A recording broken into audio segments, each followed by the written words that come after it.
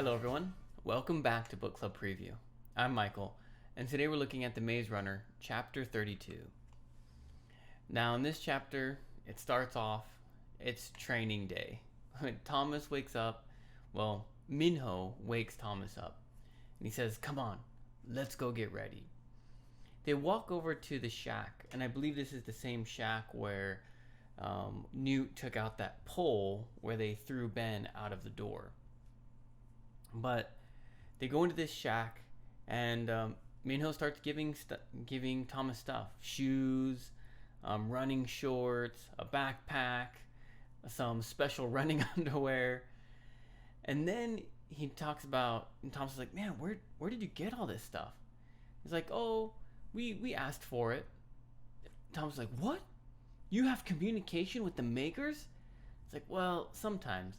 We just drop a note in the box. Sometimes they answer it, sometimes they don't."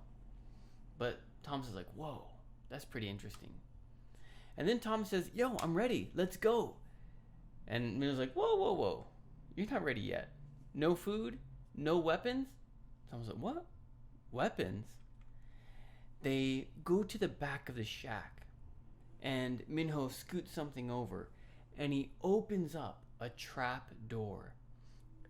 There's stairs leading down, and they crawl into this dark room. And Minho turns on a light, and the room is actually much bigger than Thomas imagined. The way it sounds to me, it sounds like it's actually bigger than the shack that they were in. But all along the walls are different kinds of weapons: knives, bows, sticks, poles, all sorts of things. And then there's a chest that Minho opens up, and he says, "Hey, grab a few knives, because we always take some kind of weapon out with us in the maze." We don't know why they take weapons out yet, but they do. After Thomas grabs all his equipment, they walk over to the map room, and this is really interesting, especially for Thomas. They go inside the map room, and it's pretty simple, but they see all of these chests full of different maps. And Minho actually draws out a map for Thomas. And I'll draw one out here for you too. I probably should have made one out before. But he has a piece of paper, okay? And he draws a map just like this. Now, I don't know where he put the markings for the doors or anything like that, but in the middle is the glade. And there's probably a door here, here, here, here. Something. I have no idea. But then there are also doors, I'm guessing, to here and to here, to these outer circles out here. And I think he calls those like 5, 7, and 9 or something like that. I'm not too sure. But each of those sections has a maze runner. So it sounds like each of the maze runners leaves the maze in pairs, and then one goes to the inside. So like one would come over here, and then the next one would come over here. And then they map out this whole area. And in the same way, one would come over here to the east door, and then another maze runner would come over here to the northeast door. And so all the maze runners run out, and they map their section of the maze. Then they come back to the maze room, and they draw what they mapped out. And this maze is miles. It's huge. And Thomas is like, "Whoa, that's a lot." But Thomas is also a little confused. He's like, "Well, you guys never stayed out at night to see if something opened up in the maze?" And Minho gets a little angry, and he's like, "Whoa, your first day and you call us sissies?" Which we learned before, sissy is like a female, like a girl, but in this case it means like a coward. And Minho's like, "Do you want to go out into the maze again at night and see if you can survive the grievers again?" And Thomas is like, no, I guess I don't." And then they kind of continue and talk a little bit more. But this is kind of important, right? Looking at the map and how Thomas is planning to navigate it and run it. And then at the end, Minho says, oh, he asks him, hey, are you now ready to go out into the maze? And Thomas is like, yeah, I'm ready. Let's go. And they do, I guess. Some vocabulary. The first one is precision, and you might know this one already, but precision means precise, which is very fine and detailed. Maybe you have a precision point pen. The tip is very sharp, so you can write perfectly your letters.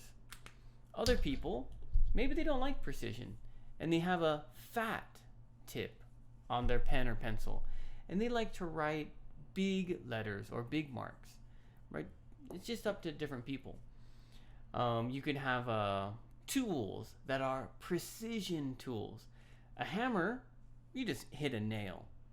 But a precision hammer would maybe be a small hammer that you'd hit that one special spot. Many different tools are that way. Like a screwdriver. You could have a fat screwdriver or a precision screwdriver, like you would use with your glasses on something very small. And so I can't remember why they talk about precision. They get a watch because running in the maze probably requires more precision with time than, oh, it's about lunchtime. Trickle. Trickle is to slowly come out of. I think about a glacier. Okay, a glacier is a big piece of ice in a mountain. During the summertime, the ice starts to melt and the water trickles down the ice. It's not pouring, it's not streaming, but it's just blink, blink, blink, blink, blink, blink, blink, blink, blink, blink, just coming down, trickling down. And I can't remember why they talked about trickle. But they did. Belly aching. A belly ache. You probably know what a belly ache is. When your stomach hurts. Oh, that sound.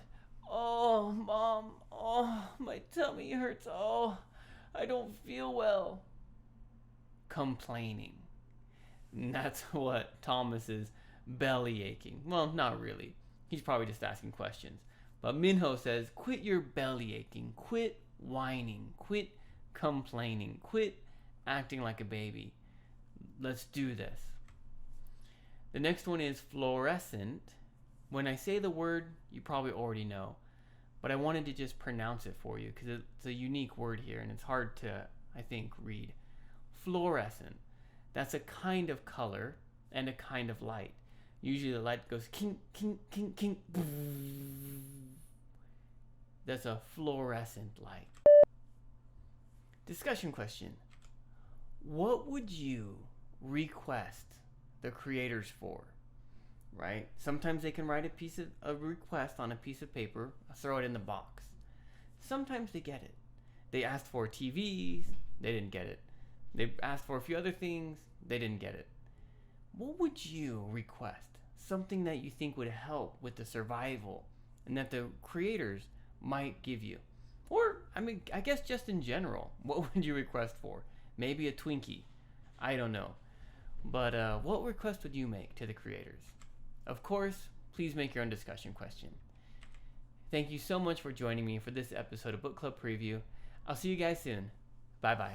Hey, if you have any questions about the video today, please feel free to leave a comment in the comment section. If you had any other vocabulary words that you wanted to know what they meant, let me know.